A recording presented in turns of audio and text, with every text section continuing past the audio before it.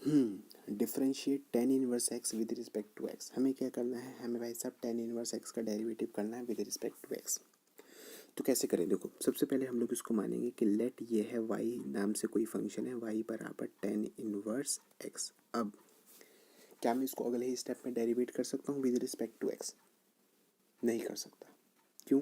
क्योंकि देखो मैं लेफ्ट का तो डेरिवेटिव लिख सकता हूँ with respect to x d y by d x, लेकिन मेरे को टेन इनवर्स एक्स का पता ही नहीं है, तो उसका डेरिवेटिव कैसे लिखूंगा? तो अब हम क्या करेंगे, अब हमें इससे बचना पड़ेगा। तो बचने के लिए क्या करना पड़ेगा, हम क्वेश्चन ही बदल देंगे। हाँ हम बदल देते हैं।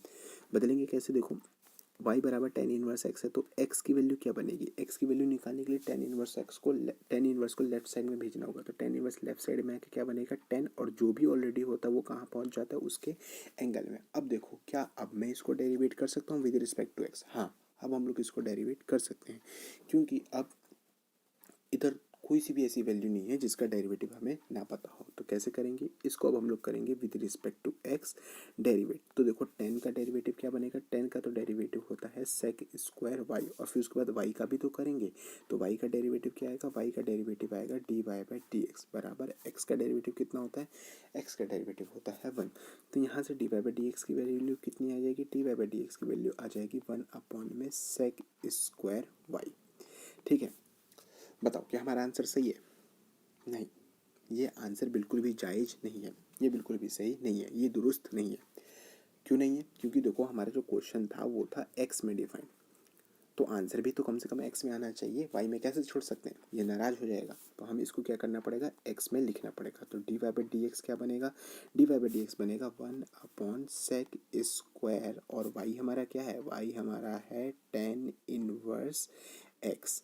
ठीक है, अब देखो क्या हम इतने पे छोड़ सकते हैं? नहीं नहीं नहीं नहीं नहीं नहीं नहीं, हम लोग अभी इतने पे भी नहीं छोड़ेंगे। क्यों भैया, हम लोग इतने पे इसलिए नहीं छोड़ेंगे क्योंकि हम लोग इसको आगे सिंप्लीफाई कर सकते हैं। ओहो हो, पहले बताना चाहिए था ना। तो अब सिंप्लीफाई हम लोग करेंगे, अब बता दिया मैंने। ठीक है, तो देखो ये जो सेक स्क्वायर है ना, इसको हम लोग क्या लिख सकते हैं, इसको हम लोग लिख सकते हैं सेक टेन इनवर्स एक्स का होल स्क्वायर। ठीक है, तो अब देखो सिंप्लीफाई करने से मकसद क्या है कि ये सेक हटाना और टेन इनवर्स हटाना। तो अब तुम्हें पता होगा कि जो सेक है वो सेक इनवर्स से ही कैंसिल होगा। तो क्या मैं टेन इनवर्स को सेक इनवर्स में बना सकता हूँ? अरे बना सकते हैं हम लोग, हम मैथ्स के स्टूडेंट हैं, हम लोग कुछ भी कर सकते हैं। अनहोनी को होनी कर सकते हैं, होनी को अनहोनी कर सकते हैं। ठीक है, तो करते हैं हम लोग। तो हम लोग क्या करेंगे, सबसे पहले टेन इनवर्स एक्स को मानेंगे थीटा। तो यहाँ से एक्स की वैल्यू क्या बनेगी, एक्स बनेगा टेन थीटा। अब टेन थीटा क्या होता है अगर तुम्हें पता हो, तो टेन थीटा होता है परपेंडिकुलर अपॉन में बेस। ठीक है, तो परपेंडिकुलर कितना है, एक्स है, और बेस कितना है, वन। तो हमें क्या निकालना है, सेक थीटा। तो अब सेक थीटा क्या होता है, सेक थीटा अगर मैं बता दूं तो तुम्हारा सेक थीटा होता है हाइपोटेनियस अपॉन में बेस, कॉस का उल्टा। अब देखो बेस तो हमें पता है कितना है, बेस हमारा वन है, लेकिन क्या हाइपोटेनियस पता है, हाइपोटेनियस हमें नहीं पता है। तो हमें क्या करना पड़ेगा, हमें इसको निकालना पड़ेगा ट्रायंगल बना के। ठीक है, ये हमारा है थीटा, राइट एंगल ट्रायंगल बना रहे हैं। थोड़ा ये जज्बाती हो गया है, इधर उधर हो गया है ये। ठीक है, तो देखो हाइपोटेनियस तो हमें पता ही नहीं भाई, बेस पता है क्या, बेस पता है वन है, परपेंडिकुलर पता है क्या, परपेंडिकुलर पता है एक्स है। तो क्या हाइपोटेनियस निकाल सकते हैं, हाइपोटेनियस बनेगा हमारा अंडर रूट में one plus x square. Solve कर लेना, मुझे भरोसा है तुम लोग के ऊपर कि तुम लोग हाइपोटेनियस निकाल सकते हो। ठीक है, तो हाइपोटेनियस क्या बनेगा, हाइपोटेनियस बनेगा under root one plus x square, और बेस कितना है, बेस तो भाई साहब वन ही है, तो उसको डालने की जरूरत नहीं है। तो अब थीटा निकाल सकते हैं यहाँ से हम लोग, थीटा हमारा बनेगा sec inverse under root one plus x square. ठीक है, ये बन रहा है। तो अब जरा ध्यान से देखो, थीटा की दो वैल्यू है, एक थीटा है हमारा टेन इनवर्स एक्स, और दूसरा थीटा है हमारा सेक इनवर्स एक्स। यानी कहने का मतलब, तो इससे हमें क्या पता चलता है, इससे हमें ये पता चल रहा है कि टेन इनवर्स और सेक इनवर्स दोनों आपस में बराबर है, क्योंकि दोनों थीटा के इक्वल है, तो ऑब्वियसली टेन इनवर्स और सेक इनवर्स बराबर है।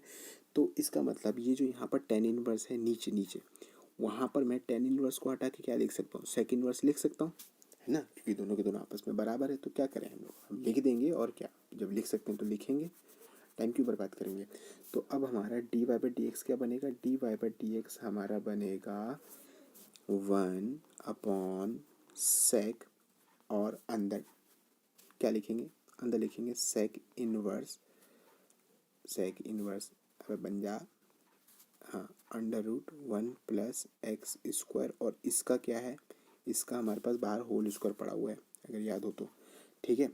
हाँ, तो अब देखो अगर तुम्हें पता हो तो सेक से सेक इनवर्स क्या हो जाता है, कैंसिल हो जाता है, इनवर्स ट्रिग्नोमेट्रिक फंक्शन है ना, चैप्टर नंबर 2।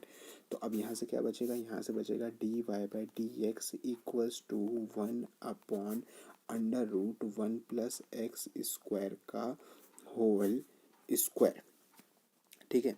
अब स्क्वायर पता है ना, रूट से कैंसिल हो जाता है, तो ये क्या बच गया, ये बच गया dy/dx is equals to 1/1+x²।